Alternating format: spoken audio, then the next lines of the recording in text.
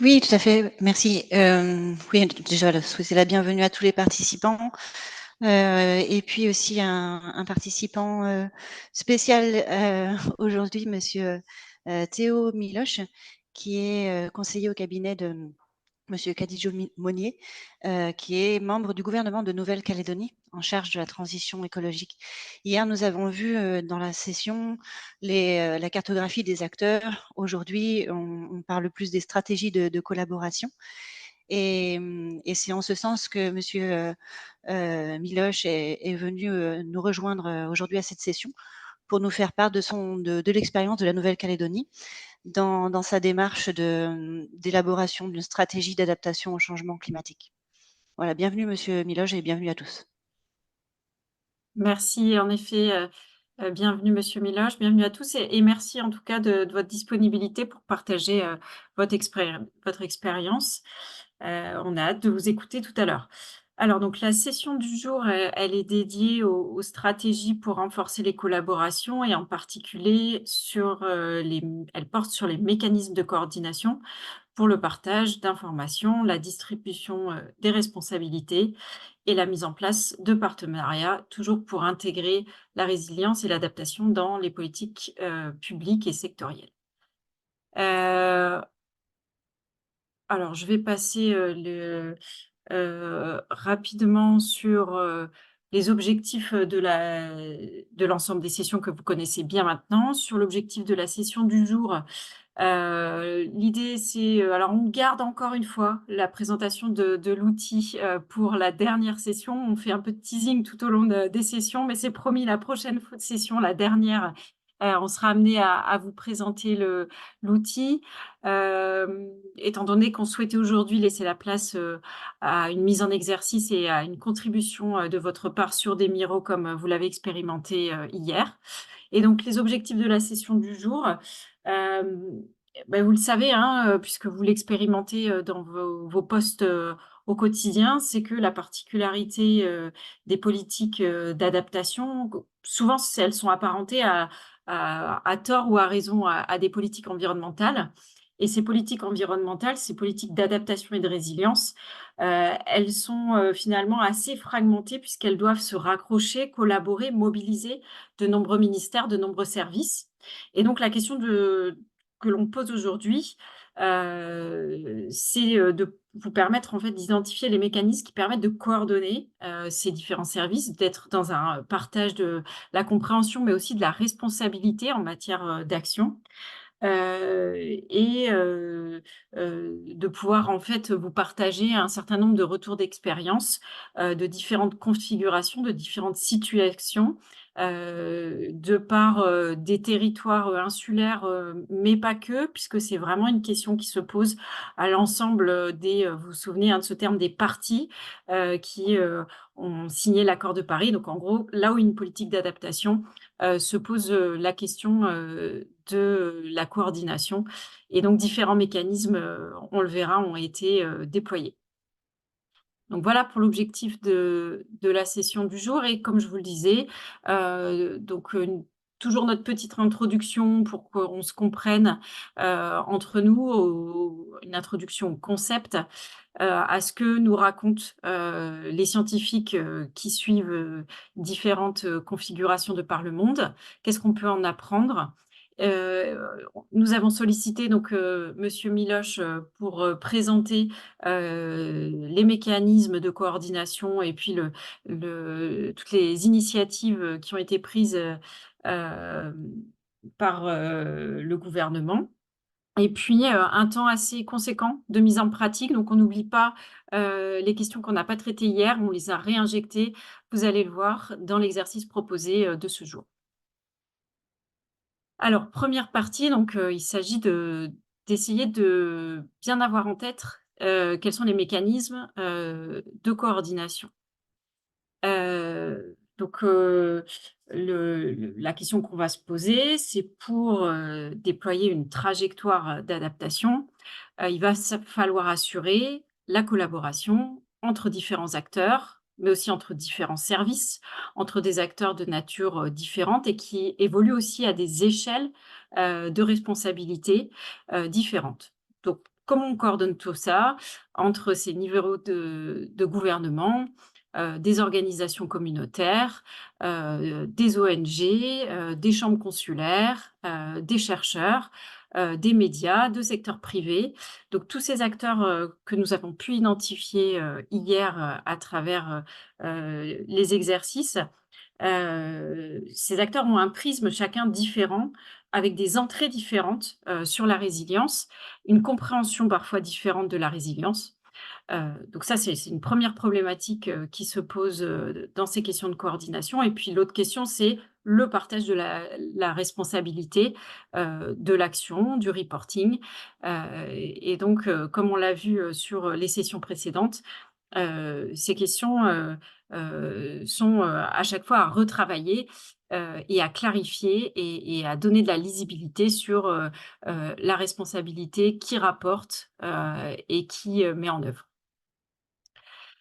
Alors, comme, les séances précédentes, vous faire un petit retour sur ce que nous dit la littérature et notamment le dernier rapport du GIEC, qui, fait une part assez importante, hein, sur, les conditions, qui permettent en fait un développement, résilient et des trajectoires résilientes.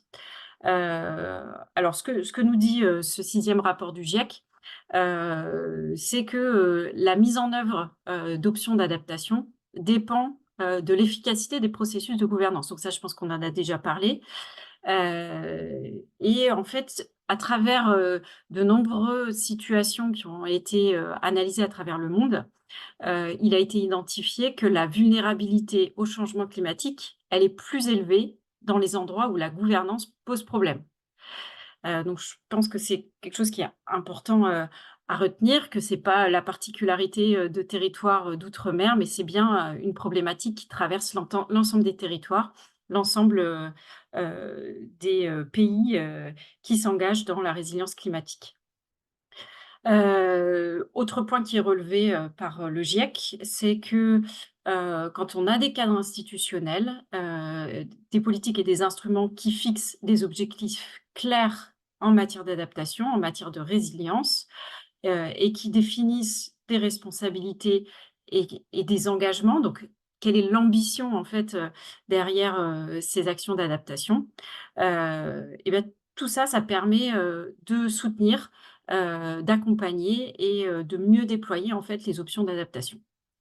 Autre point qui est mis en exergue, c'est, que, une gouvernance inclusive, donc ce qui, laisse, une part, dans la préparation, et aussi, dans la décision autour des options d'adaptation, permet, d'avoir, un meilleur déploiement des options d'adaptation et un partage d'une culture commune, et d'un réflexe adaptation, hein, pour faire référence aussi aux premières séances qu'on a vues, dans cette série de sessions de formation. Heu, Autre, point, hein, qui est un peu le corollaire, c'est, cette gouvernance inclusive et bah, ça permet, de prendre en compte différents facteurs. Ça permet d'avoir une vision du problème, partagée, et ça permet aussi de se coordonner en termes de timing, étant donné qu'on travaille bien sûr dans un climat non stabilisé, ça permet d'avoir, une certaine mise en cohérence avec, des agendas politiques sectoriels, qui ne sont parfois et pas souvent finalement convergents. Donc là, il s'agit de les mettre, en musique et cette gouvernance, dite inclusive, ces mécanismes de coordination permettent justement, cette mise en musique entre les différents, timings. Autre point, c'est que, on l'a vu, on a insisté à plusieurs reprises dessus, l'adaptation, est un processus, et donc, ce n'est pas uniquement, un processus qui engagerait des mesures techniques, mais on est aussi sur des choix de société. Quel est le futur, de notre territoire, qui est à construire? Et donc, ces choix sociétaux sont à faire en permanence en interaction avec différents espaces de mobilisation, différentes parties prenantes que nous avons vues hier. Alors juste pour revenir un petit peu sur des définitions, donc l'idée c'est de travailler sur 2 aspects, la coordination, horizontale, c'est-à-dire entre les différents secteurs, entre les différents services, entre les différents ministères, entre les agences.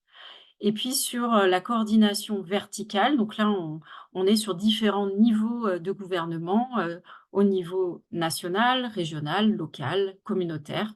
Donc là, il s'agit, de, mettre en musique, ces différentes échelles, de travail et de prise de décision. Donc l'intégration, verticale et la coordination verticale, c'est un processus de création de liens de manière intentionnelle et stratégique entre ces niveaux de gouvernance et les niveaux infranationaux, dans toutes les étapes du cycle de projet que nous avons vu précédemment, à la fois la planification, je dirais même, d'ores et déjà en amont, hein, sur, les études de risques et de vulnérabilité, au moment de la planification, de la mise en œuvre et puis, du suivi, évaluation, dont nous allons reparler, la semaine prochaine. L'intégration, horizontale, quant à elle, donc, vise à associer, l'ensemble, des parties prenantes clés, non pas celles qui sont très intéressées et qui ont, beaucoup de pouvoir, mais aussi celles, qui ont du pouvoir et qui portent un intérêt moindre à ces questions de résilience, ou alors, celles, qui, ont un pouvoir, moindre, mais qui sont très impactées, par, le changement climatique. Et donc, l'objectif étant d'avoir une compréhension commune, et j'insiste un peu là-dessus, une répartition des responsabilités. Alors, il y a différentes façons, hein, de procéder, pour, identifier et déployer des mécanismes de coordination. On a vu, différentes configurations, selon les pays et selon les territoires. Donc, une première option, c'est de se dire, on fait à l'économie et on utilise des structures de gouvernance, existantes et on les fait évoluer dans leurs fonctions, dans leur composition et on leur donne un mandat, supplémentaire par rapport à leur mandat, original. L'autre, option, c'est de créer des nouveaux mécanismes. Donc on crée une instance, nouvelle avec, des responsabilités spécifiques dédiées, à la résilience. Et puis, certains ont choisi, de lancer des processus ad hoc, donc qui sont, aussi des processus qui ont un début et une fin dans le temps et qui sont souvent associés à de la consultation autour de l'élaboration de plans, plans nationaux d'adaptation, plans régionaux d'adaptation ou plans sectoriels. Ce qu'il faut noter, c'est que ces mécanismes de coordination, il ne s'agit pas de les mettre en place, et ensuite, penser qu'il ne faudrait pas les alimenter. Donc il est vraiment nécessaire, d'avoir là aussi, un processus en continu qui est alimenté, par, des données, des connaissances, des communications. Le fait d'affiner, en fait, la connaissance du risque, sur le territoire et ainsi faciliter, en fait, le partage d'informations, dans les 2 sens. C'est-à-dire que les acteurs, infranationaux et l'ensemble des acteurs que nous avons identifiés hier sont aussi des pourvoyeurs d'informations, de données, de, perception, du risque, d'impact, au niveau local. Donc il faut remonter de l'information et les acteurs, à des échelles, nationales ou territoriales, sont, aussi en devoir de retransmettre, l'information, que ce soit, l'analyse par exemple, des paramètres, climatiques et météo, mais ça peut être aussi sur, quelles sont les stratégies et les directions qui sont prises, et qui donnent, des signaux un peu forts aux territoires, infranationaux. Autre point, qui vous paraîtra, tout à fait, logique, mais qu'il est important là encore de souligner, c'est que, la coordination passe aussi par un financement, au niveau, infranational pour pouvoir, faire, des arbitrages dans, où va l'argent pour la résilience, mais aussi, comment on arrive à faire fonctionner ces instances, au niveau, infranational. Donc ça, c'est quelque chose qui est important, à garder en tête. Et puis, le mandat, qui sera nécessaire de clarifier, on le verra, de différentes manières.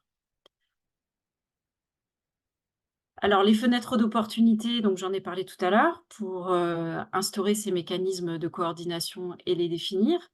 Donc la première fenêtre, c'est, au moment, de la compréhension des aléas, des impacts et des vulnérabilités, qui est concerné, par, les impacts du changement climatique. Est-ce qu'on peut associer différents acteurs dès cette étape de connaissance et de diagnostic, du risque? Au moment de deuxième fenêtre, c'est, évidemment au moment de la préparation et de la planification et de la budgétisation, au moment de la prise de décision. Donc, est-ce qu'on crée des instances pour consultation, codécision, co-construction? Il y a différents, échelles en fait, d'association, des différentes parties prenantes et des marges de manœuvre qui de plus ou moins importantes qui leur sont laissées.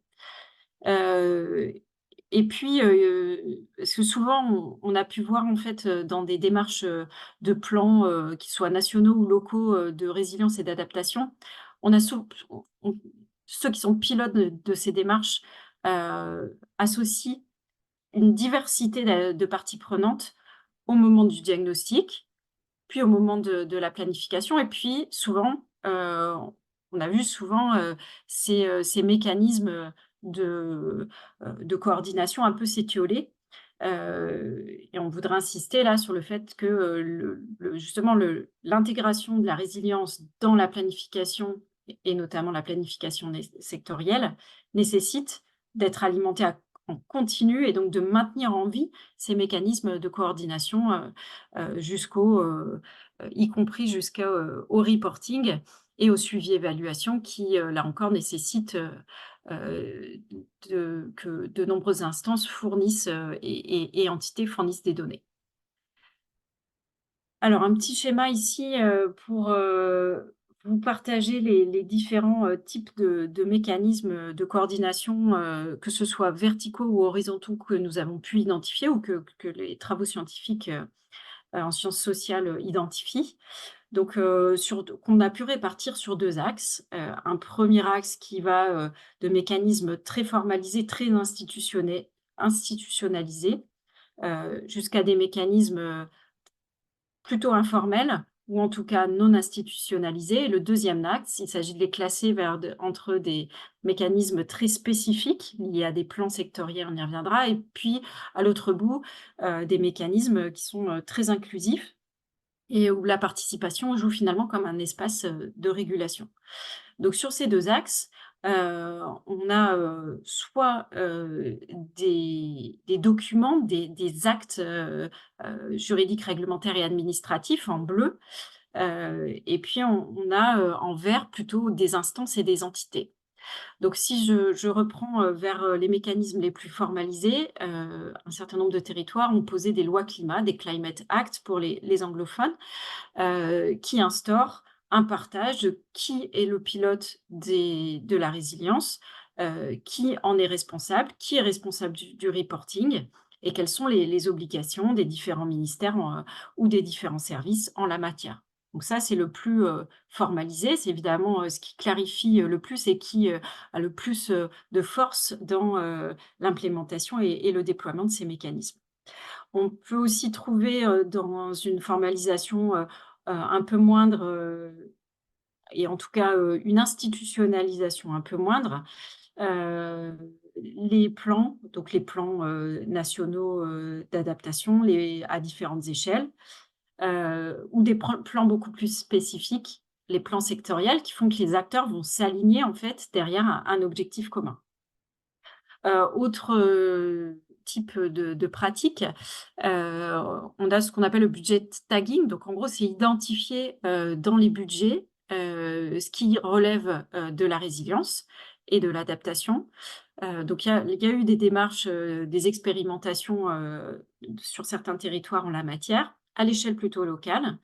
Ça participe en fait, de faire un reporting sur, qui mobilise quel montant, et quelle enveloppe pour, la résilience et donc ça permet aussi ensuite, des arbitrages facilités, au moment, des discussions budgétaires.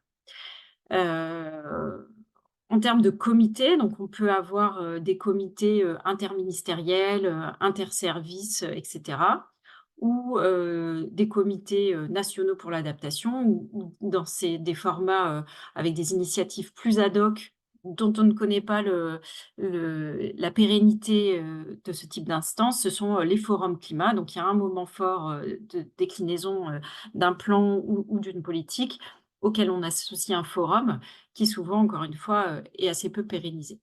Et puis, à l'autre bout de l'axe, sur des, démarches beaucoup plus spécifiques, on a les points focaux, des ambassadeurs, donc des personnes, qui sont, identifiées dans leur service, dans un service sectoriel spécifique pour porter cette question de la résilience et également, renvoyer de l'information, vers, le service, qui est dédié à ça, souvent le service, environnement. Donc la loi climat,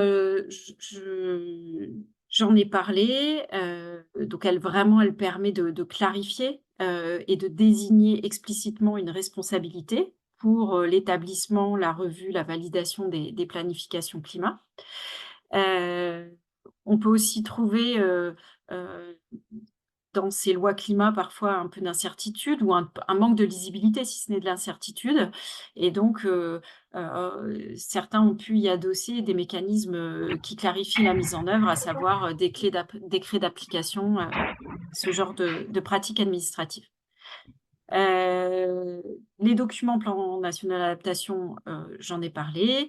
Des comités, donc là, ce sur quoi il faut s'interroger, c'est leur composition. Est-ce qu'ils sont, très centrés sur, uniquement les ministères ou les services, d'une collectivité ou alors est-ce qu'ils sont plus inclusifs? De manière à justement cette composition peut évoluer pour faire évoluer l'équilibre, des pouvoirs, et pouvoir, heu, discuter différemment, ces questions de résilience avec, des cadrages un peu différents, qui sont amenés par, des acteurs, type société civile, secteur privé, filière économique.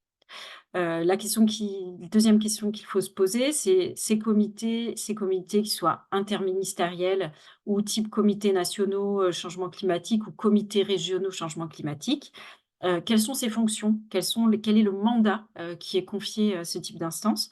Est-ce qu'il s'agit, d'une, instance de coordination, de consultation? Est-ce que c'est une instance qui va aller comme les comités interministériels jusqu'à, apporter des arbitrages, quand on a des intérêts en conflit dans la mise en œuvre de politiques, d'adaptation?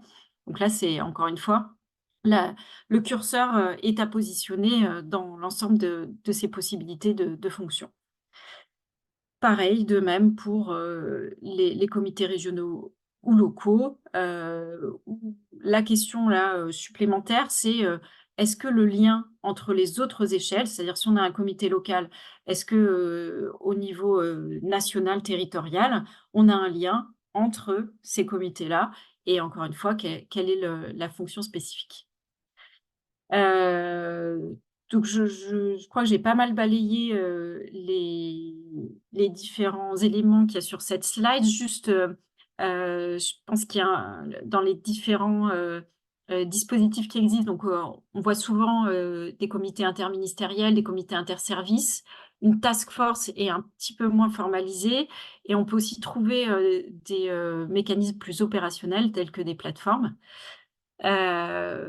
L'une des questions, à se poser sur les mécanismes de coordination horizontaux, c'est est-ce qu'ils disposent de moyens, pour pouvoir fonctionner, de ressources, financières, budgétaires et également quelle est leur position dans la hiérarchie institutionnelle? On a vu, parfois, des comités, type, comité, de gestion des risques de catastrophes qui ont, intégré, par exemple, la résilience climatique et qui étaient placés, au plus haut, dans la hiérarchie institutionnelle, à côté de la primature, par exemple.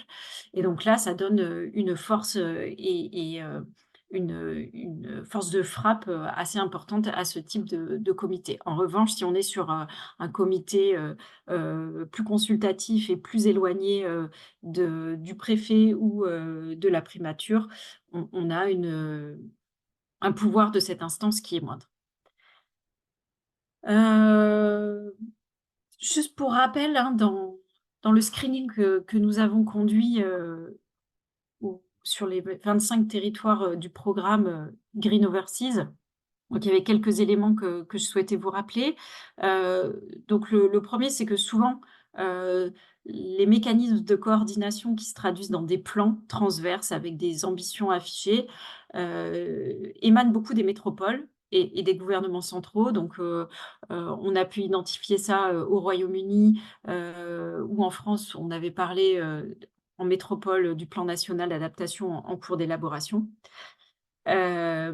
Sur le 2e point, il s'agissait aussi de vous rappeler que, entre les territoires, il y a, une grande diversité dans le développement et l'existence de plans de résilience locaux. Donc on a des territoires qui sont très avancés et d'autres, où, la démarche, est plus récente et plus nouvelle.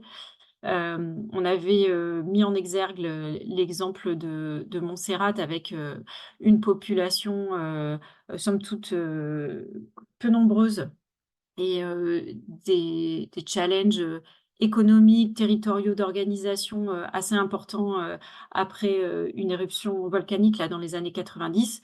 Il y a eu une politique forte qui a été conduite avec, un plan qui, a été aussi, adossé à, un une loi en fait pour, la gestion de l'environnement. Donc on a bien ces 2 mécanismes, plan plus, un acte juridique et réglementaire plus fort, qui permet, d'asseoir véritablement le plan, dans le concret et dans un partage des responsabilités.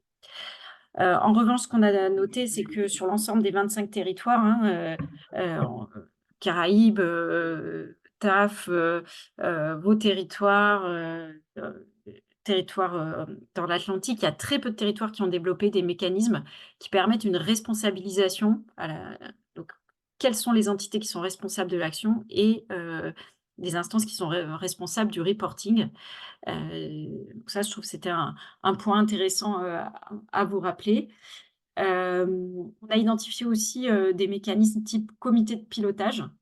Donc il y a, la série, des îles Bonaire, Saba et Saint-Eustatius qui, sont, en lien avec, les Pays-Bas. Donc là, ils ont mis en place en fait, des comités, pour l'implémentation, d'une politique environnementale qui intègre les questions de résilience. Mais c'est la fonction de ce comité est vraiment de monitorer en fait le suivi du déploiement des actions, et ont une démarche, ce comité est connecté, à différentes, instances, que sont, la police maritime, l'organisation, des parcs nationaux, et cetera, et cetera. Donc en fait, ils sont vraiment connectés à des acteurs qui vont sur le déploiement et le contrôle, du déploiement des actions. Et puis, des forums et des processus de consultation sur lesquels, nous reviendrons, tout à l'heure. Alors quelques exemples, un peu rapidement pour vous illustrer, heu, qu'on peut être, pardon, dans des démarches, un peu différentes, et adaptées à chaque contexte. Donc pour des territoires insulaires, les Tonga, qui en fait ont développé des forums, d'organisations, non gouvernementales au moment de la création de leur plan, national d'adaptation, puisqu'on était vraiment sur, une dynamique, forte, portée, politiquement. Alors que, à Sainte-Lucie, donc autre territoire, insulaire, on a eu un comité national, changement climatique qui a servi de mécanisme de coordination, là encore autour de ce document structurant, hein, que peut constituer un plan d'adaptation, mais avec la volonté vraiment, d'associer, et d'avoir un engagement de l'ensemble des parties prenantes et en faisant bien attention à l'équilibre des pouvoirs et des contributions, en intégrant des groupes vulnérables et le secteur privé dans l'ensemble de ces initiatives. Autre démarche et autre prisme, et on le verra peut-être sur un autre exemple aussi au Kiribati, le mécanisme de coordination part plutôt d'un groupe d'experts au niveau national sur le changement climatique et la gestion des risques de catastrophes, et sont connectés en fait à un groupe de ministères et agences d'exécution pour traduire ces engagements, ou en tout cas ces prises de conscience dans les politiques publiques, et avoir une coordination entre les agences d'exécution. Et puis au Cap-Vert, donc là, ce que je vous le disais, la volonté a été de créer quelque chose de complètement nouveau, et donc de créer une nouvelle agence pour le changement climatique dédiée spécifiquement à ces questions-là.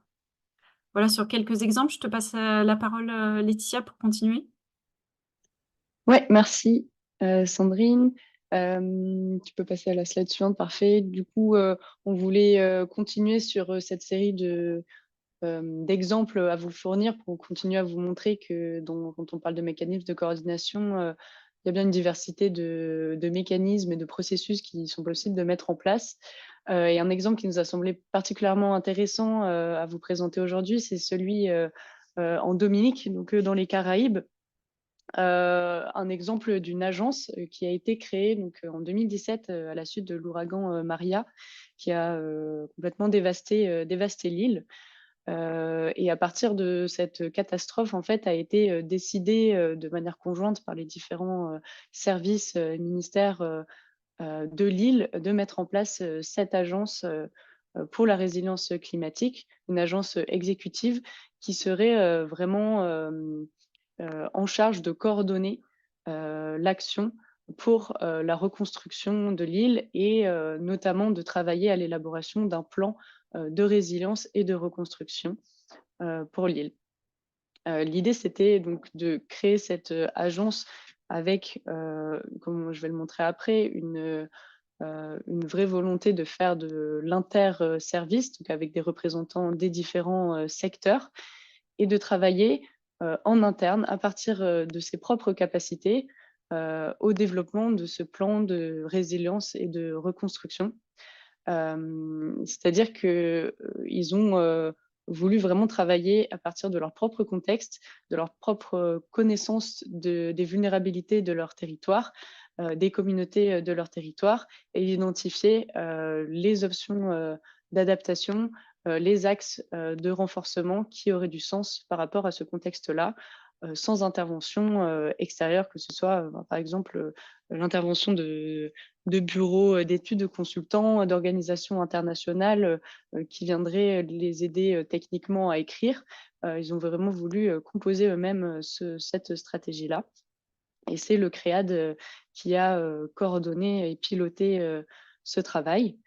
Peut-être tu peux passer à la prochaine slide. Donc pour vous montrer rapidement l'organisation de cette agence, hein, où on voit bien la volonté de faire travailler de concert des services des secteurs différents, avec aussi, on le voit ici, hein, pas des secteurs traditionnels.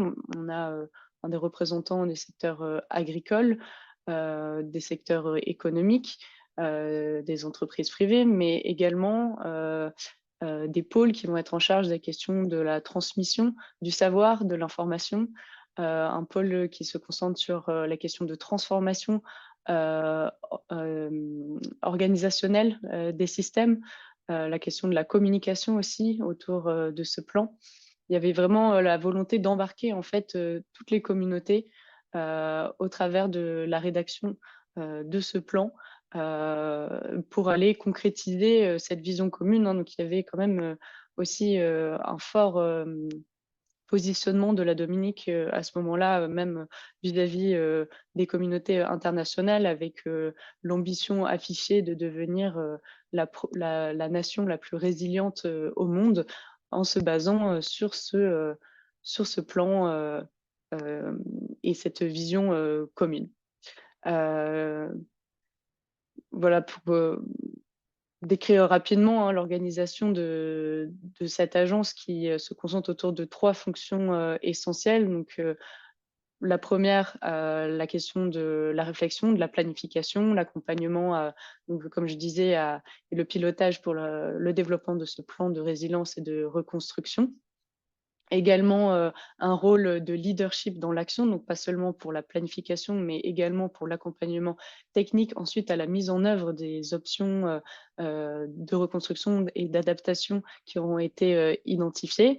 Un accompagnement technique qui se dirige non seulement, pour des acteurs au niveau, national, à des échelles assez larges, mais également, au niveau des communautés, à des échelles plus locales. Et enfin, un leadership, pour la question justement du mainstreaming, c'est-à-dire, travailler, de manière, très étroite avec tous les services pour, les accompagner à intégrer, la question de la résilience dans leur politique, dans leur feuille de route, et à l'intérieur de leur, structure, et de leur organisation. Réfléchir à, tout leur processus, comment les orienter pour intégrer cette question-là, de la résilience. Nous, ça semblait être un exemple intéressant parce qu'on voit là aussi une dimension forte dont on vous a déjà parlé auparavant, qui est cette question essentielle du leadership quand on parle d'adaptation, de mécanismes de coordination pour porter cet effort et cette volonté de concrétiser l'adaptation, l'importance d'avoir une figure leader qui agit un peu comme un champion. Et là, c'est le cas pour cette agence ici qui agit vraiment comme avec un vrai rôle de leadership qui va agir en fait comme un effet de traction pour toutes les autres organisations, les autres agences, pour les embarquer avec au service ici du développement de ce plan d'adaptation et puis pour sa mise en œuvre. D'ailleurs, sur ce sujet-là, si vous voulez avoir plus d'informations, on va vous mettre un lien dans le chat. Il y a un film qui a été, un petit film documentaire d'une vingtaine de minutes qui a été réalisé et qui explique, tout ce processus un peu plus dans le détail. Si ça vous intéresse d'aller voir ça. Peut-être 2 autres exemples, rapidement. Donc, il y en a un, dont vous avez peut-être entendu parler, donc c'est des contextes là un peu différents, donc pas, des territoires insulaires. Le premier, c'est, en Grande-Bretagne, donc ce comité pour le changement climatique qui a été mis en place, il y a maintenant quelques années, au Royaume-Uni, pour coordonner, l'action non seulement en matière d'atténuation, mais aussi d'adaptation au changement climatique, avec, une gouvernance, transsectorielle pour, mettre autour de la table des experts qui sont, issus de différents, milieux, différents secteurs, le monde universitaire, de secteur privé, que ce soit de la société civile ou, des représentants des différentes institutions, politiques. Ce qui est intéressant ici de voir, c'est que, ce comité, il est appuyé et soutenu, par un cadre normatif, par cette loi, climat, au Royaume-Uni qui lui permet d'avoir une vraie, force, puisque le parlement britannique doit rendre des comptes, et doit prendre en compte, les recommandations qui sont issues du travail de, ce comité. Également peut-être juste pour dire que, il y a, un vrai travail fait autour de la communication, des activités, des publications, des travaux qui sont issus, de ce comité, et qui permettent aussi de rendre visible et de faciliter l'appropriation du travail effectué par le comité changement climatique. Et puis un dernier exemple, sur lequel on a eu nous, l'occasion de travailler, hein, à la préfiguration de cet organisme qui a vu le jour il y a 1 an maintenant en Belgique, qui est un centre d'analyse des risques, climat et environnementaux, pour la Belgique, et qui nous semble aussi, intéressant. D'abord d'un point de vue, de son organisation, interne, de sa gouvernance, puisque donc il est appuyé par un comité de pilotage intersectoriel qui regroupe, des représentants d'institutions, fédérales, interfédérales, en Belgique, très différentes, hein, que ce soit le Bureau fédéral du plan, la Banque nationale, le Conseil économique central, des départements fédéraux, notamment celui en charge de la santé publique, etc. Et puis en parallèle, il s'appuie sur un conseil scientifique qui est là composé d'experts universitaires dans tous les domaines, pas seulement ressources naturelles, climat, environnement, mais aussi sur les questions d'énergie, d'agriculture, de transport, et des universitaires aussi qui travaillent sur les sciences sociales. Donc en termes d'organisation de la gouvernance, c'est assez intéressant. Et après, le deuxième point qui est intéressant, c'est également cette volonté de vraiment mettre en lien les questions d'adaptation au changement climatique, de l'identification des vulnérabilités du territoire à moyen, long terme, et de faire dialoguer ça avec les enjeux de gestion des risques de catastrophes et de les questions de sécurité nationale. L'idée, c'est de se dire que en mettant en lien, en faisant dialoguer ces deux approches, on pourra aussi permettre d'accélérer la transmission de l'information, de transmettre une information éclairée, appuyée, à vocation notamment de planification ensuite, et d'avoir une réponse organisée à l'échelle fédérale pour tout le territoire de la Belgique. Enfin, un dernier élément peut-être qui est aussi un peu original, puisque d'habitude dans les organismes d'analyse des risques climatiques, des observatoires climat qui font un peu le lien entre la production de l'information climat et les décideurs politiques. Souvent on se concentre sur la question du climat en tant que tel, alors que là il y a aussi la volonté d'aller évaluer les risques associés au dépassement de toutes les limites planétaires et pas seulement celles associées au changement climatique. Voilà pour les exemples. Je pense qu'on peut vous laisser quelques minutes pour avoir une discussion si vous avez des questions sur le cadrage qu'on vous a apporté ou les exemples qu'on vous a donnés. N'hésitez pas, vous pouvez aussi les poser dans le chat et puis on passera à l'intervention de Monsieur Miloche.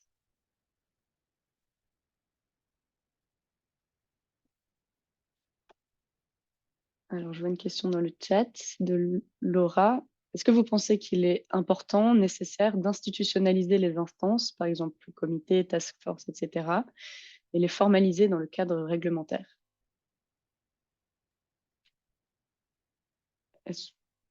Alors, je crois qu'il y a pas une recette toute faite ou un format qui pourrait être adapté pour l'ensemble des territoires. Donc, je pense qu'il faut vraiment penser en termes de est-ce que vous avez des difficultés en fait par exemple, à faire en sorte que l'information circule entre les différents services ou les différents ministères, etc. Est-ce que vous avez des difficultés à maintenir sur la durée ces task force, ces comités? Auquel cas, l'institutionnalisation permet un minimum d'avoir quelques moyens et de garantir en fait la durabilité de ces instances dans le temps.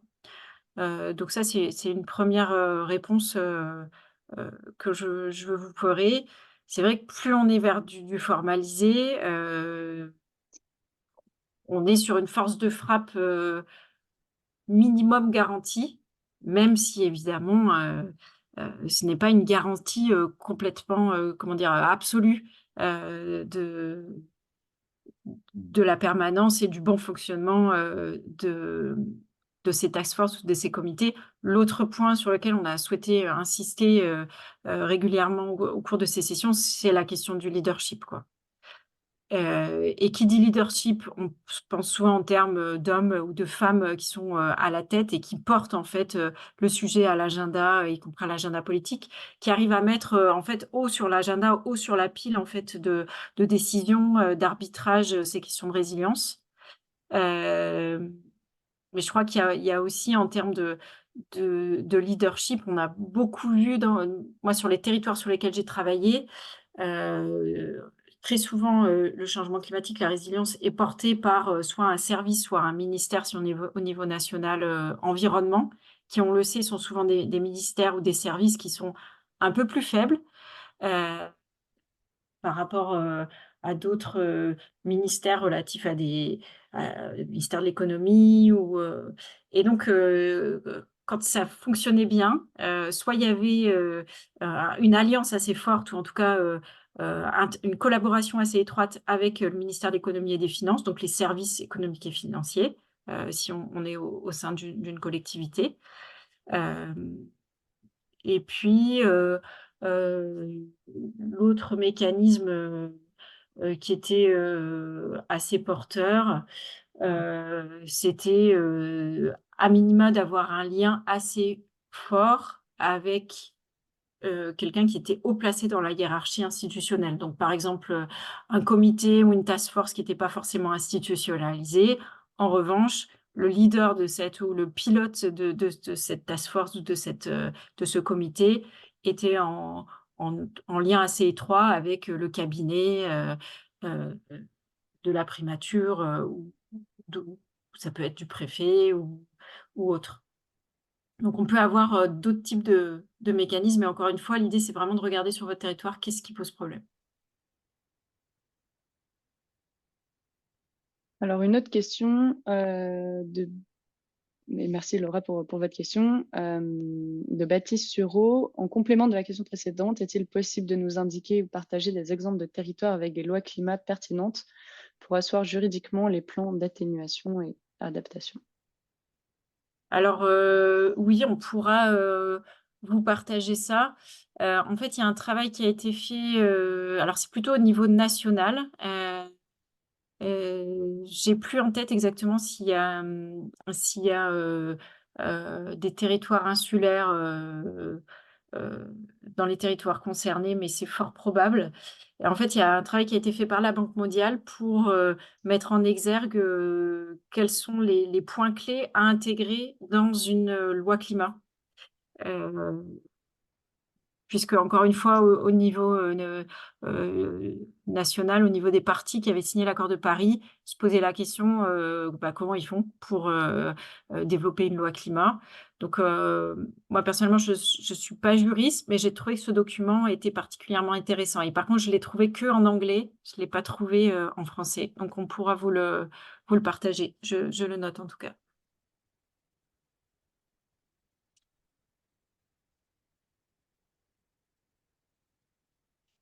Est-ce qu'il y a une autre question?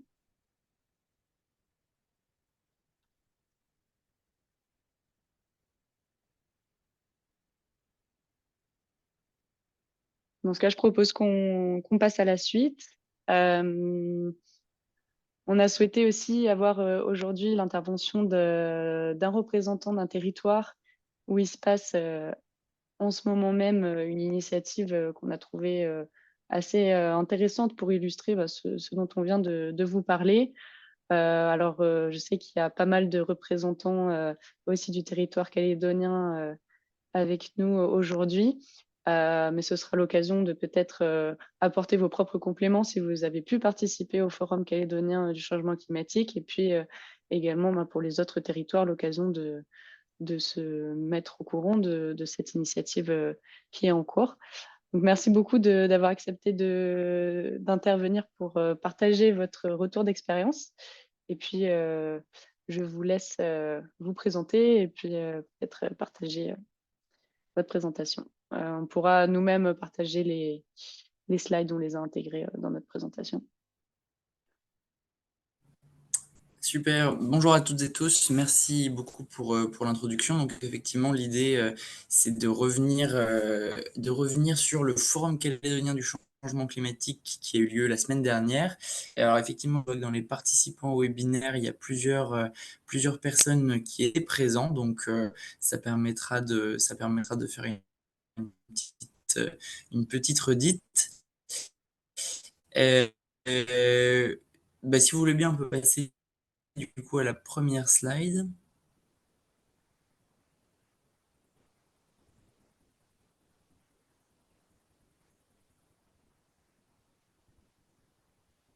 Alors bon, du coup, l'idée donc de toute de la démarche qui a été entreprise, c'est de doter la Nouvelle-Calédonie d'une stratégie d'adaptation au changement climatique.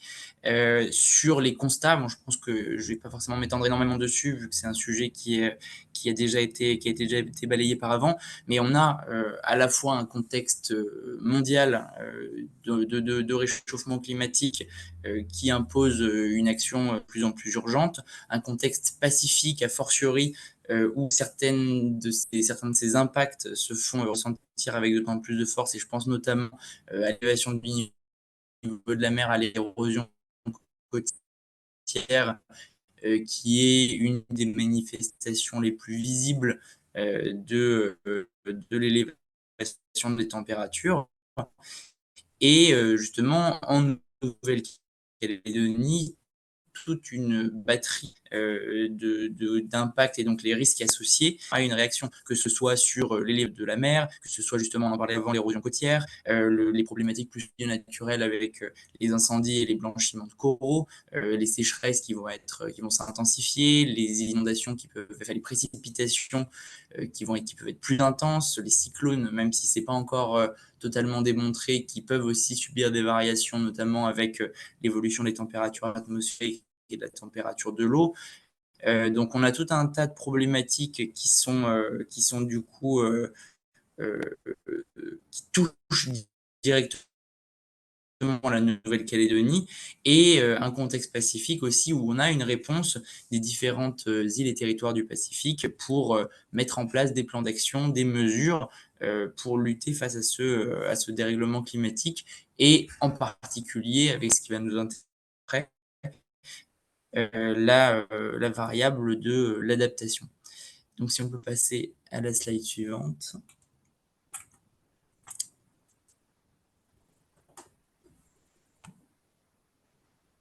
Alors, du coup, sur l'approche qui a été la nôtre, donc alors, par contre, que j'ai commencé peut-être un peu vite et que je vais reboucler maintenant sur un aspect plus de présentation. Donc, le gouvernement de la Nouvelle-Calédonie, il est composé de 11 membres qui ont en charge les différents portefeuilles liés à ces compétences, et un membre est en charge de l'environnement et du changement climatique. Donc, il s'agit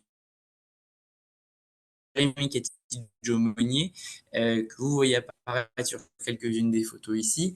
Et donc, dans la mission qui est la sienne au niveau du gouvernement, il y a justement l'élaboration d'une stratégie calédonienne d'adaptation au changement climatique.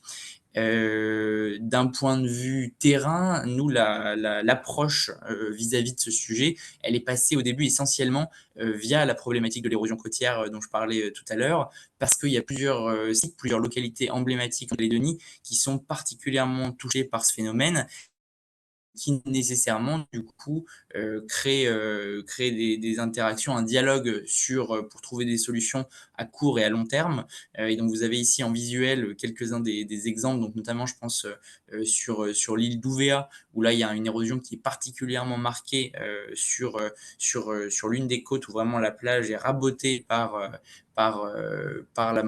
l'érosion, par la montée des eaux. Et typiquement là sur l'image qu'on voit, c'est un cimetière qui est en fait enfin, sur le littoral. Et aujourd'hui, on a des sépultures qui sont directement menacées d'être simplement englouties par l'océan avec des eaux.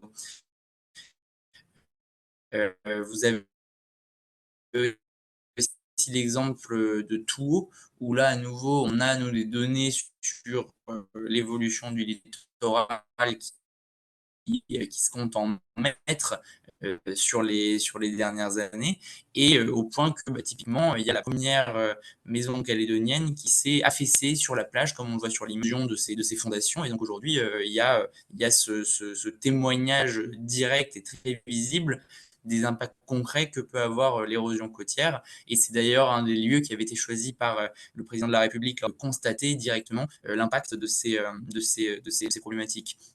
Un dernier exemple aussi, c'était à Poneriwan, qui est encore une autre localité dans le nord de la Nouvelle-Calédonie, où on avait aussi une érosion très marquée, une tribu qui vit en bord de plage, en bord de côte, et qui, à court terme, se voit poser des problématiques sur le déplacement des habitations. Donc ça, vraiment, c'était la porte d'entrée, la problématique de l'érosion côtière, qui du coup après s'insère dans un champ beaucoup plus vaste, qui est celui du changement climatique. Et donc la question était de savoir quelle est la démarche qu'on entreprend pour produire une réponse de la Nouvelle-Calédonie face à cette problématique. Donc on peut passer à la slide suivante. Cette slide suivante, elle donne un aperçu d'un travail qui a été conduit à la fin de l'année 2023 sur un état des lieux des initiatives du changement climatique sur tout le territoire. Il y avait en fait un sujet de dire, bon, on constate dans les interactions au quotidien qu'on a avec toutes les parties prenantes qui sont mobilisées directement sur l'environnement, le climat, qu'il y a une multitude de projets qui touchent différentes problématiques, mais on n'a pas forcément une vue d'ensemble très claire de tout ce qui se passe. Il n'y a pas forcément une mise en relation de toutes les parties prenantes et on manque en fait un peu de direction sur tout ce qui se passe pour lui donner un cadre cohérent et s'assurer qu'on va dans le bon sens, qu'il n'y a pas de doublons, qu'on arrive à faire passer à l'échelle les initiatives donc il y avait tout un tas de problématiques quand même liées à on n'a pas forcément toute la visibilité nécessaire sur les impacts du changement climatique. Donc il y a un gros travail de recensement et des acteurs et des initiatives portées qui a été constitué avec une approche par risque, par aléa, pour justement lister les différents aléas et voir qui étaient les acteurs mobilisés, quelles initiatives on recensé sur le territoire et les moyens financiers qui étaient alloués. Donc là, vous les voyez ici de manière assez synthétique. En réalité, il y a un rapport qui est beaucoup plus conséquent que ça, où on a justement les différents risques qui sont traités, l'érosion côtière, les risques de submersion, la salinisation des nappes, les cyclones, les vagues de chaleur marines et terrestres, sécheresse, inondations, glissement de terrain qui est une conséquence des inondations, enfin les incendies. Donc on a des réponses assez variées en fonction des différentes problématiques, avec justement un niveau d'appropriation de ces sujets qui est assez variable. Typiquement, celui de la salinisation des nappes phréatiques, où aujourd'hui, il n'y a pas d'initiative en Nouvelle-Calédonie d'importance sur ce sujet-là. Et à l'inverse, sur l'érosion côtière, on avait beaucoup plus d'initiatives éparpillées qui méritaient d'être justement mises un petit peu en cohérence. Donc si on passe sur la slide suivante, on se retrouve cette fois-ci sur le contexte, un petit retour en arrière, un petit flashback sur la prise en compte de cette problématique changement climatique dans les dernières années. Et en fait, on se rend compte qu'on assez loin en fait à la COP 21, à la signature de l'accord où il y a eu des discussions importantes sur doter la Nouvelle-Calédonie d'une politique climat, doter la Nouvelle-Calédonie d'une stratégie d'adaptation. Il y avait une mission qui avait été lancée avec un cabinet de l'avocat et un cabinet de consultants pour justement réfléchir à cette stratégie d'adaptation et qui finalement, du fait du contexte politique, d'évolution, de changement de mandature, n'avait pas abouti à une traduction concrète dans la loi ou l'adoption d'une stratégie au niveau pays. Alors, il faut savoir que le volet adaptation au changement climatique, le volet atténuation du changement climatique, il est déjà le schéma de transition énergétique, donc il va vraiment couvrir le volet énergie, les mobilités, l'industrie, etc., mais qui ne couvre pas par exemple ce qui va être les problématiques agricoles, d'usage des terres, des déchets. Et donc du coup on a un gros volet atténuation qui est pris en compte, mais pas son intégralité non plus, et le volet adaptation qui était vraiment la case manquante de la réponse de la Nouvelle-Calédonie à cette problématique du changement climatique. Si on passe à la slide suivante, on voit là le programme les 2 derniers mois sur cette initiative du Forum calédonien du changement climatique qui, du coup, est un événement qui a eu lieu donc il y a maintenant 6 jours pour réunir l'ensemble des parties prenantes qui sont mobilisées et qu'on avait pu identifier grâce au travail de recensement sur les questions du changement climatique, et donc marquer d'une date en fait le travail qui est lancé par la Nouvelle-Calédonie pour se doter d'une stratégie d'adaptation au changement climatique. Donc, comment on est arrivé à cet événement? Donc, à partir du moment où on avait notre état des lieux sur toutes les initiatives, ça faisait quand même une base d'informations assez solide pour pouvoir justement se projeter sur la suite. Et donc, à partir de là, il a fallu rentrer un peu plus dans le détail, dans le concret des différentes thématiques du changement climatique et de l'adaptation face à cela. Et donc, on a lancé en fait une démarche en 3 temps.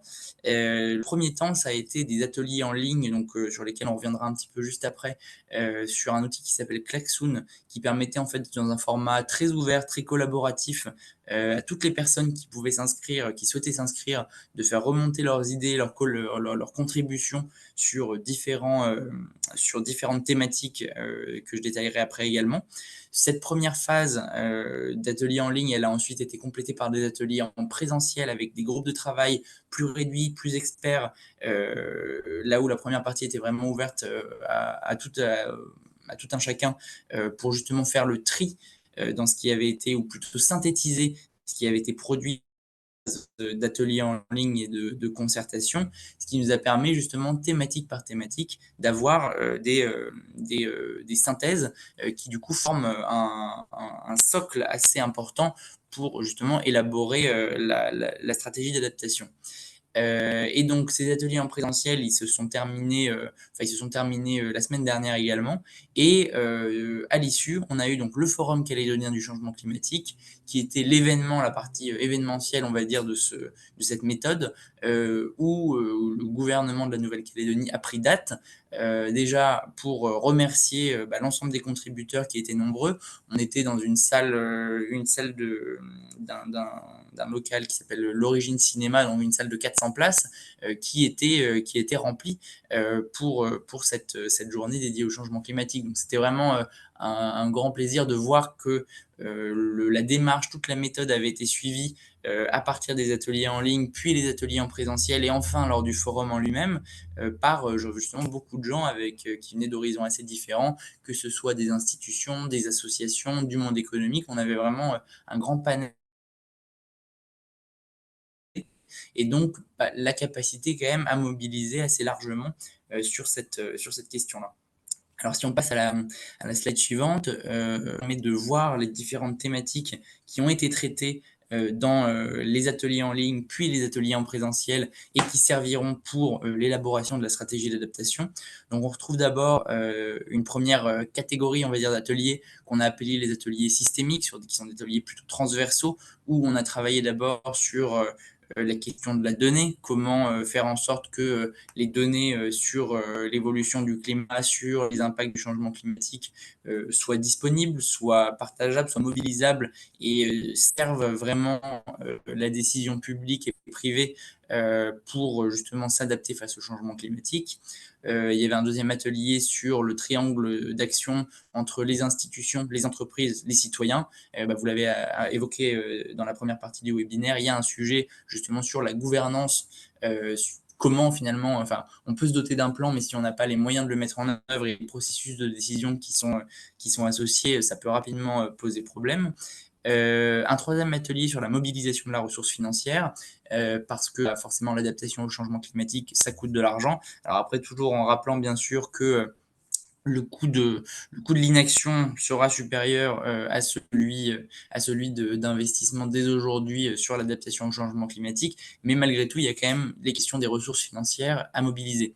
Le quatrième atelier transversal, c'était sur l'engagement communautaire, c'est-à-dire comment on fait en sorte que les différentes communautés se sentent associées à cette problématique de l'adaptation au changement climatique, se saisissent du sujet et puissent contribuer en fait à la mise en œuvre de cette stratégie d'adaptation. On avait ensuite des ateliers sectoriels qui là étaient vraiment déclinés presque, j'ai envie de dire, industrie par industrie, avec un premier sujet sur les infrastructures et les bâtiments, comment on fait en sorte que toutes les constructions, les ouvrages soient adaptés face, je sais pas, aux nouveaux risques cycloniques, face à l'augmentation des températures, des précipitations, etc. Un deuxième sur la ressource en eau, parce que forcément, il y a une modification du cycle de l'eau avec les transformations du climat. Et donc, forcément, on a un sujet sur comment ça va impacter simplement la disponibilité de la ressource en eau pour les usages directs sur justement l'eau potable, les douches, etc. Ou alors plus indirectement sur l'agriculture et forcément par ricochet, ça a des impacts très conséquents. Un atelier suivant justement sur l'alimentation, l'agriculture et la pêche, comment ces secteurs clés pour l'autonomie alimentaire de la Nouvelle-Calédonie sont impactés et comment faire face aux conséquences qui les touchent. Un autre atelier sur la santé, cette fois-ci, comment on fait face aux évolutions prévisibles sur je sais pas, la multiplication des qui pourront être entraînés par les moustiques ou justement l'évolution, l'importation d'autres maladies tropicales qui ne sont pas encore présentes peut-être sur le territoire, ou alors une plus grande prévalence de certaines maladies, de certains virus qui pourraient être déjà présents mais de manière plus discrète. En atelier suivant sur la planification territoriale et l'aménagement, là, à nouveau, comment on envisage dans l'intégralité de l'aménagement avec justement la mobilisation de toutes les instances dirigeantes ou décisionnaires sur ce sujet-là, comment on fait en sorte que la question de l'adaptation au changement climatique soit bien prise en compte pour éviter absolument les travaux qui seraient vraiment de la maladaptation, qui augmenteraient la vulnérabilité du territoire, alors qu'on est conscient de cette problématique du changement climatique.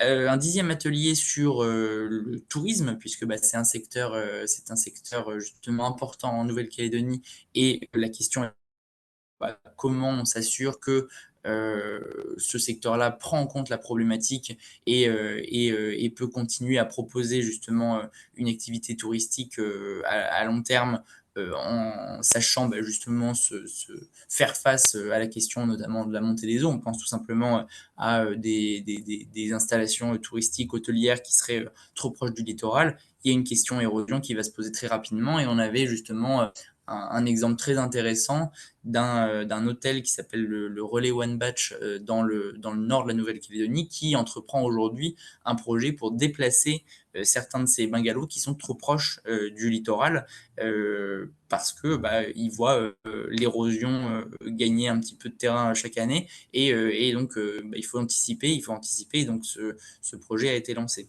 On avait ensuite deux ateliers sur les écosystèmes marins et les écosystèmes terrestres. Le changement climatique, ça a un des impacts forcément sur notre société humaine, mais également sur notre environnement. Donc il y a des sujets, et puis là on est en ce moment vous l'avez sûrement vu, un épisode massif de blanchiment corallien, notamment en Australie. Il y a une problématique aussi en Nouvelle-Calédonie, puisqu'on a des récifs magnifiques qui sont tout aussi vulnérables face aux problématiques qui vont toucher l'océan. Et enfin, un dernier atelier sur l'éducation, tout simplement comment on arrive en s'appropriant largement cette problématique de l'adaptation au changement climatique à transmettre, à sensibiliser le grand public à l'adaptation, et en particulier les scolaires, comment on peut intégrer ça dans les programmes pour faire en sorte qu'il y ait une vraie culture de l'adaptation au changement climatique qui soit apprise dès l'école. Si on passe à la slide suivante, vous allez avoir un petit aperçu de ce à quoi ressemblaient les ateliers Klaxoon. Donc là, ici, en fait, si vous voulez, on est sur une plateforme en ligne qui permet, vous le voyez au centre, toutes les petites gommettes, les post-it, poser leurs idées. Et ensuite, avec des modérateurs, on peut organiser ces idées. Et donc, il y avait en fait une trame qui avait été préparée par les équipes qui travaillaient sur ce projet pour justement, sur les 13 thématiques, offrir chacune des 13 thématiques en fait avait un cadre thématique de la ressource en eau et donc qui permettait aux diffuseurs spécialisés de venir concrètement déposer leur contribution et ensuite on s'occupait d'en faire la synthèse. Donc sur chaque thématique, il y avait différentes questions qui étaient posées pour orienter un petit peu les contributions. Donc typiquement, j'en prends quelques-unes au hasard, mais sur l'agriculture, on demandait comment le système de production agricole peut être résilient face au choc du changement climatique. Sur l'éducation, quels outils pour savoir communiquer sur l'adaptation au changement climatique. Sur l'aménagement du territoire, comment répandre les bonnes pratiques d'aménagement auprès des acteurs clés du territoire. Donc on avait vraiment toute une batterie de questions qui étaient posées et qui permettaient d'orienter un petit peu les contributions. Si on passe sur la slide suivante, là, c'est juste simplement un zoom sur l'une des questions. Donc, vous voyez, on a vraiment un tableau qui avait été préparé, un réceptacle pour toutes les contributions qui avaient été préparées. Et ensuite, les gens qui sont simplement venus poster les petites contributions en bleu que vous voyez là, il y a la possibilité de les relier si vous voyez du lien avec les contributions d'autres personnes. Donc, c'est vraiment un outil très intéressant et qui a vraiment bien fonctionné dans le sens où sur les 2 semaines où a été ouverte la plateforme changement climatique sur le Klaxoon, on a eu plus de 300 contributeurs qui ont déposé plus de 2300 idées. Donc ça fait quand même beaucoup de matière qui est très utile et qui a été en fait un gros travail derrière pour la synthétiser.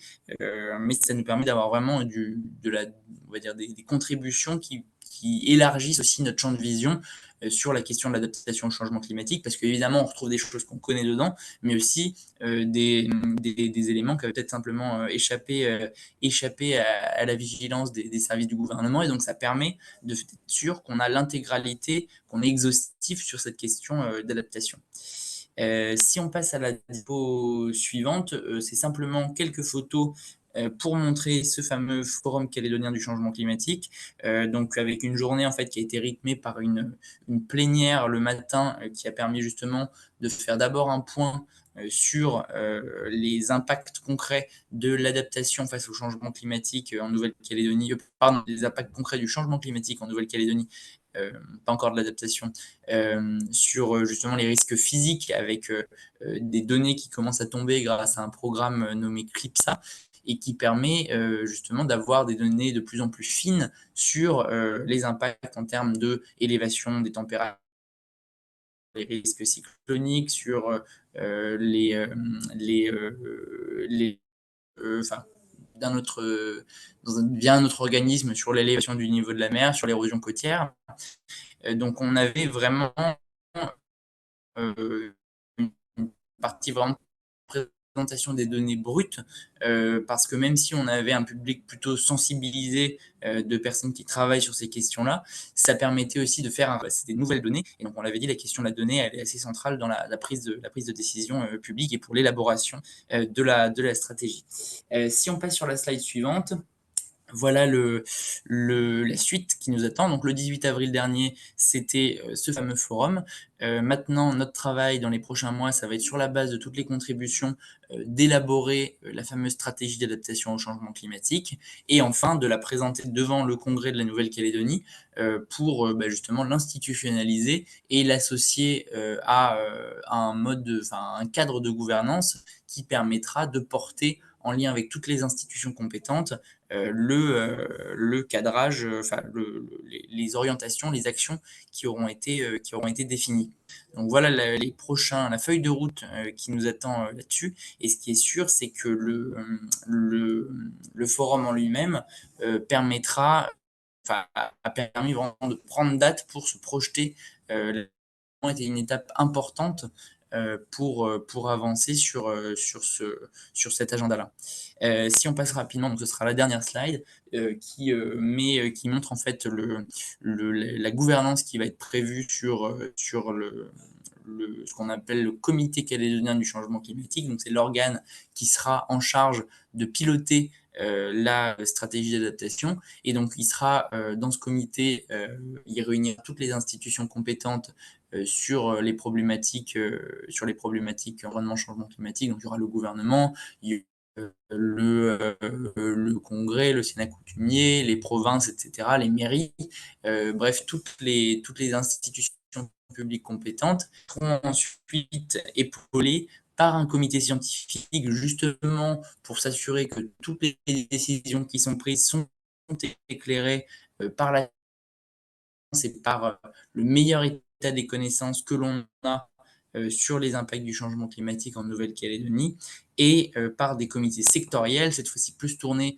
vers alors, à la fois des experts et vers les représentants des différents secteurs concernés pour s'assurer que la courroie de transmission avec le terrain, avec les acteurs des différents secteurs se fasse bien et donc qu'on puisse vraiment avoir une stratégie qui soit opérationnelle et qui se diffuse parce que c'est à elle seule qu'on arrive à vraiment apporter une réponse qui va être mise en place. Et donc tout ça, ça va être notre travail sur les prochains mois.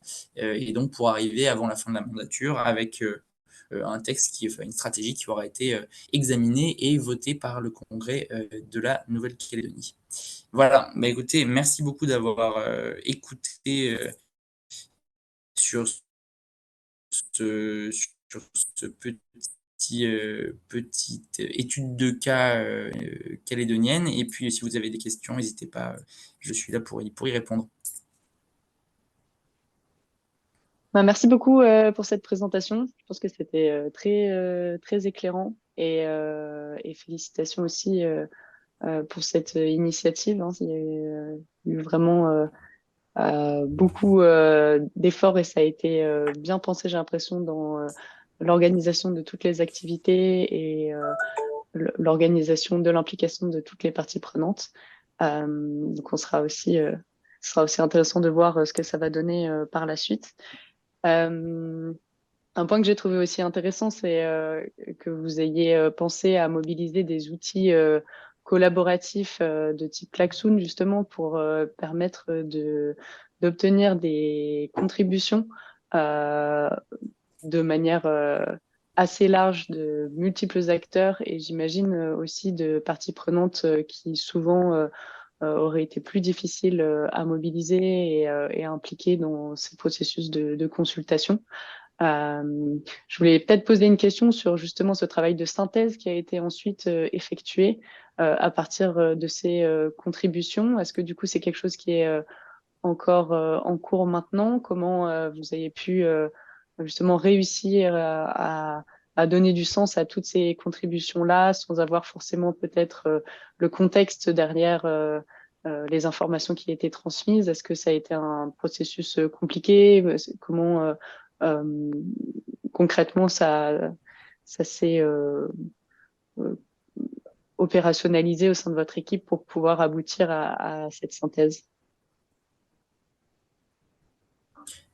Effectivement, c'est une bonne question parce que bon, la partie consultation, elle a le mérite d'être très large, de faire remonter beaucoup d'idées. Mais après, vous avez vu la tête du klaxon, c'est quand même très dense, très touffu. Et donc, il faut quand même derrière, après, si on veut en faire quelque chose, aller se frotter à toutes les contributions qui ont été mises là, s'assurer qu'il n'y a pas de doublons, faire en sorte de les synthétiser et justement leur donner une orientation plus politique publique pour être sûr que derrière on aura quelque chose qui pourra être intégré dans la stratégie. Et donc là-dessus, en fait, de manière très concrète, il y a eu des groupes de travail en petits comités qui ont été lancés, qui étaient juste piloté par donc nous on travaille avec un organisme qui s'appelle la CECAL et qui justement organisait ces ateliers dont le but était tout simplement en fait de reprendre toute cette matière brute sur les klaxons pour en faire des synthèses plus opérationnelles qui sont aujourd'hui, alors on en a l'essentiel qui sont prêts et qui vont être vraiment la matière première pour élaborer la stratégie par la suite. Ok, très bien. J'avais peut-être une deuxième remarque pour faire le lien avec ce dont Sandrine parlait au début de la session, sur, en représentant un peu les différentes portes d'entrée pour mettre en place ces mécanismes de coordination. Dans le processus de l'adaptation, on se rend souvent compte que la plupart des processus de coordination, de consultation qui sont mis en place, ils interviennent dans les stades, les premiers stades du processus, que ce soit dans les stades d'études de vulnérabilité au changement climatique, d'identification des options d'adaptation, des développements de stratégies d'adaptation, etc. Et qu'ensuite, au fur et à mesure du processus, quand on passe plutôt sur la mise en œuvre, sur le suivi de l'adaptation, il y a un peu moins de choses qui se passent. Donc, ce que je trouvais intéressant aussi dans votre initiative, c'est d'avoir déjà pensé l'après-forum, qui intervient plutôt sur le stade là de réflexion autour de la planification, de l'adaptation, en pensant cette mise en place d'un comité calédonien sur le changement climatique. Donc je voulais savoir peut-être si vous pouviez redire un mot dessus et savoir concrètement peut-être comment institutionnellement il sera établi, ce comité, au sein de quel service peut-être du gouvernement, comment il va concrètement fonctionner et s'opérationnaliser par la suite. Ok, ben alors je suis désolé, il y a eu un petit bug, j'ai manqué une partie de votre question, mais je pense que j'en ai eu j'en ai perçu le sens. Donc, sur le comité calédonien du changement climatique, bah, l'idée c'est vraiment d'avoir l'organe qui sera saisi et investi de la mise en œuvre de la stratégie d'adaptation et qui pourra en fait bah, justement en fait il y a en Nouvelle-Calédonie il y a un millefeuille assez compliqué parfois de compétences sur l'environnement entre les communes, les provinces et le gouvernement, et donc qui est vraiment une, une problématique qu'il faut aborder dès le début pour prendre en compte la multiplicité de ces globales. Autrement, bah, il y a forcément des trous dans la raquette. Donc vraiment, c'est important que ce comité, ce soit l'instant de rencontre, de dialogue et de concertation entre provinces, communes et gouvernement pour s'assurer que tout le monde soit dans une démarche concertée. Et ça, c'est peut-être le point le plus important.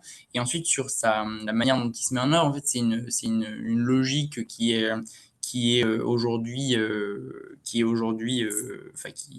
déjà expérimentée sur d'autres secteurs. Je pense notamment à la politique de l'eau partagée qui a justement une instance de ce type pour mettre en œuvre la stratégie qui avait été définie.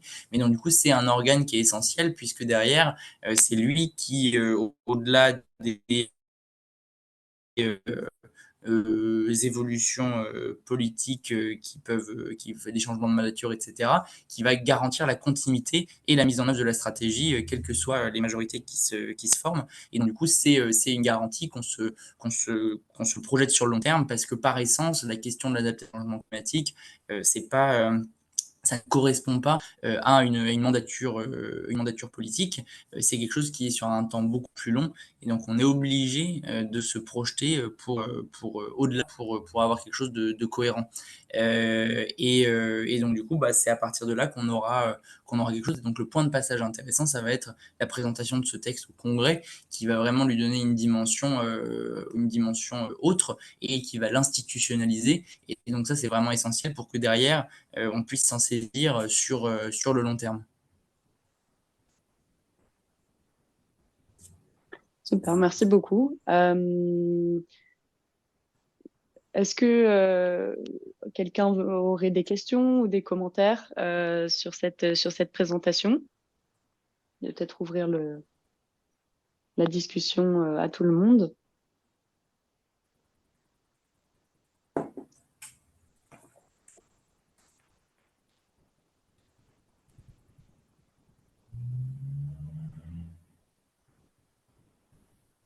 Ouais, une question de Stéphanie.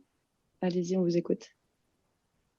Oui, bonjour à tous, Stéphanie donc de la DSA de Wallis et Futuna. Je vous remercie pour toute cette présentation et puis ces précieuses informations. Moi, j'avais une question par rapport au processus de consultation lancé par la Nouvelle-Calédonie. On a parlé là du gros travail de synthèse. J'avais la même question que Laetitia.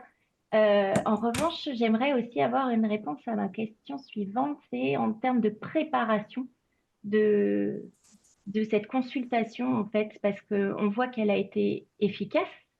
Mais du coup, je voulais savoir comment vous avez réussi à communiquer largement, très très largement, autour du lancement de ces différents ateliers en ligne. Et ben alors, du coup, en fait, là, on partait pas de rien et c'est l'avantage, c'est qu'il y avait eu, en fait, à la fin de l'année 2023, je l'ai évoqué rapidement tout à l'heure, le recensement de initiatives sur le changement climatique en Nouvelle-Calédonie. Et du coup, en fait, ce qui est pratique quand on fait ce recensement, c'est qu'on récupère les contacts des gens qui travaillent dessus. Et donc après, tout simplement, en fait, on a pu diffuser que des ateliers en ligne ouverts à toutes les personnes qui étaient mobilisées sur ces questions-là. Et donc c'est pour ça, je pense qu'on a eu, parce qu'il y avait cette vision assez fine, cette prise de contact assez ciblée, euh, de la démarche et donc de l'intérêt pour tous ces gens mobilisés d'y contribuer. Et donc, ça nous a permis vraiment d'avoir beaucoup de retours et beaucoup d'engagement sur les ateliers en ligne. Et en fait, il y a eu très peu, si ce n'est pas du tout, en fait, de communication type publicité ou d'autres ou campagnes de sensibilisation ou autres comme on peut faire sur d'autres problématiques. Là, on n'a vraiment pas eu besoin en fait de communiquer largement dessus et ça s'est fait tout seul. Il y a eu aussi pas mal de bouche à oreille et donc au final, ça a vraiment bien fonctionné. Ah oui, Mais d'accord. donc il y avait ce Merci beaucoup. travail Ouais, voilà. d'identification préalable, et on va dire un petit peu des personnes mobilisées, des relais d'opinion, quoi. Oui. Voilà. Ok, je vous remercie beaucoup. Super, je pense que ça fait aussi le lien avec le travail qu'on a effectué à la session de formation hier sur la question de recensement, de cartographie des parties prenantes en amont de ces activités, de ces processus de consultation. Est-ce qu'il y aurait d'autres questions ou commentaires? Oui, Baptiste en Polynésie. Je voulais remercier effectivement Théo pour la présentation et l'ensemble des informations. Et j'aurais un millier de questions, mais je vais me contenter de deux. Concernant la déclaration d'urgence climatique, j'aurais voulu savoir comment ça se concrétise et comment ça se matérialise sur votre territoire. Et deuxième question concernant la stratégie d'adaptation, quel est le calendrier prévisionnel là, pour les mois à venir? Et, euh, et cette stratégie, est-ce qu'elle va être partagée, communiquée et accessible à tous sur un site ou d'une autre manière? Deux questions. Merci. Et ben ouais, alors merci pour merci pour ces questions. Donc sur l'urgence climatique, donc je me suis pas étendu dessus, mais elle apparaît effectivement dans mes diapos. En fait, en 2019, le Congrès de la Nouvelle-Calédonie appelait, à travers un vœu, les différentes institutions de la Nouvelle-Calédonie à déclarer l'urgence climatique, et donc à appeler notamment le gouvernement à le faire. Et en fait, ce vœu, jusqu'alors, il est resté sans réponse. Et donc, il y avait quand même l'idée de dire, et c'est dans un processus plutôt politique, institutionnel, de dire que cette déclaration du Congrès de 2019 n'a pas été, que justement dans cette démarche interinstitutionnelle et du fait qu'on va essayer de travailler autant que possible avec toutes les autres institutions, que ce vœu du Congrès allait faire l'objet de la déclaration d'urgence climatique qui était souhaitée. Et après, ça n'a pas on va dire, d'impact juridique ou législatif ou réglementaire particulier. C'est une mesure, c'est une réponse symbolique à ce vœu du Congrès qui avait été fait. Et en fait, du coup, l'idée quand même, c'était de pas, comment dire, répondre juste aux vœux pour répondre aux vœux, bon, pourquoi pas, mais il y avait quand même l'idée de dire on peut pas le faire simplement. Et donc, en fait, cette réponse aux vœux pour déclarer l'urgence climatique, elle s'accompagnera de la stratégie d'adaptation. Et donc, du coup, ce sera un petit peu un package avec le côté plus politique autour de cette déclaration d'urgence et le volet plus mise en œuvre d'une stratégie avec le traitement de la question de l'adaptation. Et ensuite, sur la disponibilité de la stratégie et son calendrier. Alors, niveau calendrier, nous, il faut qu'on aille quand même assez vite parce que la fin de la mandature, ici, elle est prévue pour la fin de l'année. Donc, ça nous laisse un peu moins de 10 mois de 8 mois pour travailler sur cette stratégie, la présenter au Congrès et faire toutes les consultations nécessaires. Donc, on a quand même un calendrier assez dense qui nous attend. Et ensuite, évidemment, dès que toutes les contributions et les synthèses auront été agrégées et intégrées dans la stratégie, c'est un document qui sera public. Merci beaucoup. Merci beaucoup.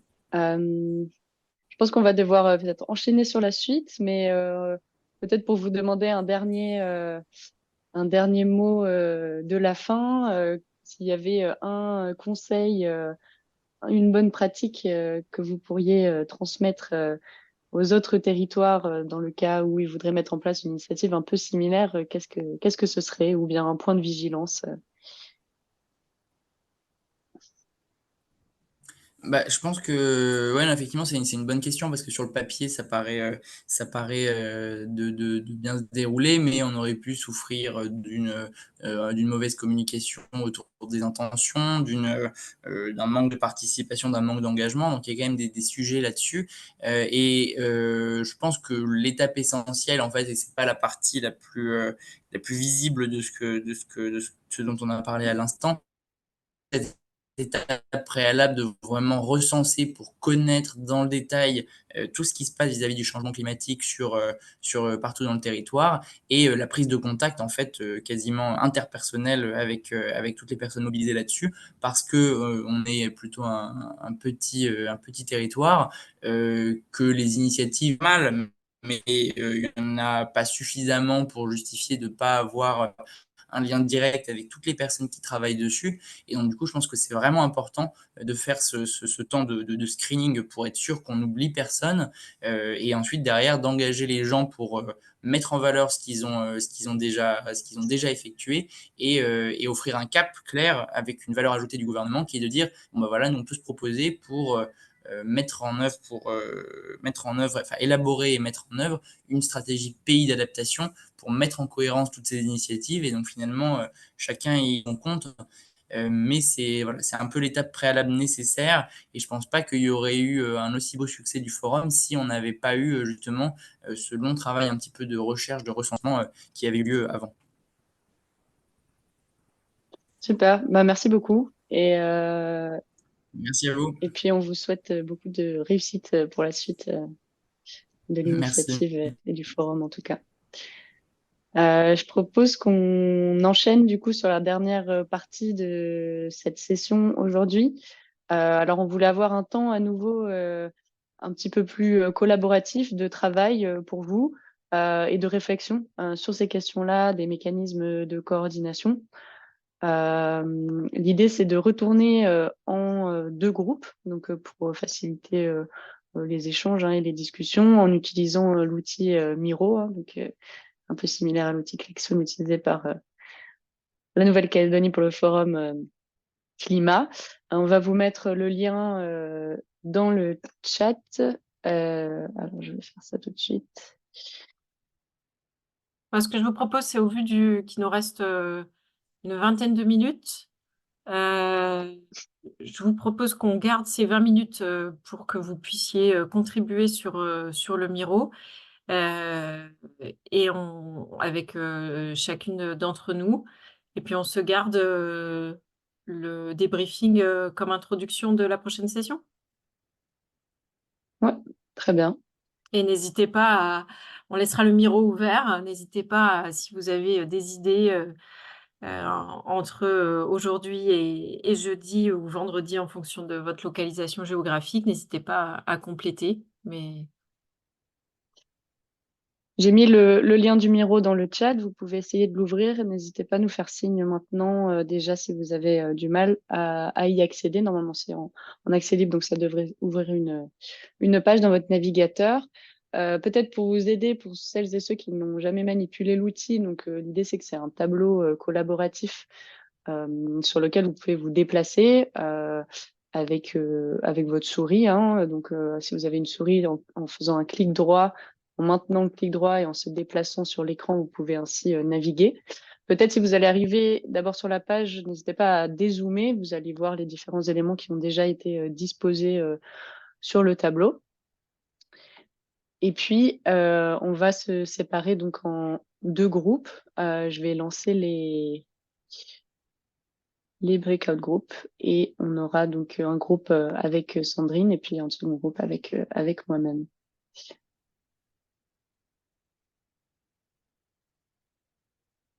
est-ce que tout le monde a avant peut-être de lancer, est-ce que tout le monde a... Non, bon, je repartagerai le lien vers le Miro. Alors, une demande pour que Dominique Tardy et Laura soient dans le même groupe. Alors, Très je bien. sais pas si on Ouais, va... c'est bon, Ouais. je peux faire ça, pas de souci. Allez, c'est parti alors. Très bien.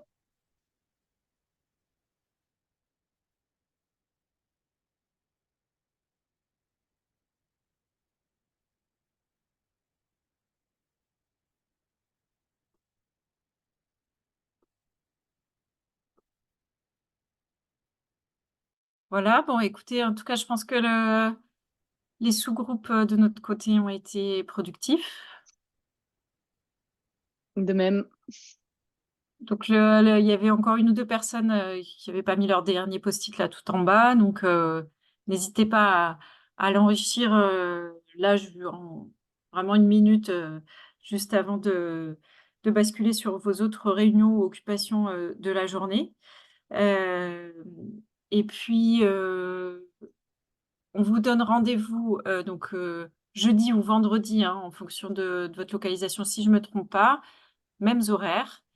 Et la dernière session sera dédiée donc d'une part à faire un petit temps de retour sur cet exercice du jour, à vous partager enfin l'outil, le Quick Governance CAD là, qu'on est en train de développer et qui sera prêt d'ici le mois de juin et que vous pourrez tester du coup.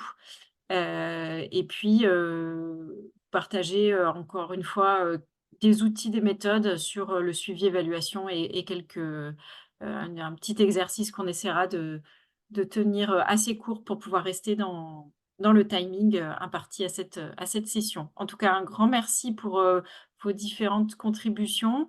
Merci beaucoup à Théo Miloche pour sa contribution et son partage d'expérience qui a permis en fait d'illustrer tous les éléments qui peuvent paraître un peu théoriques parfois, mais qui s'ancrent bien là dans une réalité avec un contexte spécifique. Et voilà, en ce qui me concerne, pas grand-chose à rajouter. Laetitia, un petit mot? Non, juste merci beaucoup. Je pense que c'était très riche aujourd'hui et que j'espère que tout le monde a pu retirer peut-être de ces différents exemples et cas d'études présentés quelques idées, hein, éventuellement à répliquer dans vos contextes, sur vos territoires. En tout cas, encore une fois, merci pour vos contributions et puis on espère vous voir à la prochaine session, la dernière. Et merci Julie, effectivement, de partager le lien de la plateforme. On vous encourage encore une fois à aller vous inscrire pour retrouver toutes les ressources associées à cette communauté résilience au changement climatique du programme GO. Peut-être juste pour vous préciser, parce que je sais que j'avais reçu un mail, on mettra donc bien tous les enregistrements des sessions et les slides sur la plateforme Green Overseas à partir de sûrement 1 ou 2 semaines après les formations, le temps d'éditer les enregistrements, etc. Mais tout sera disponible sous peu sur la plateforme.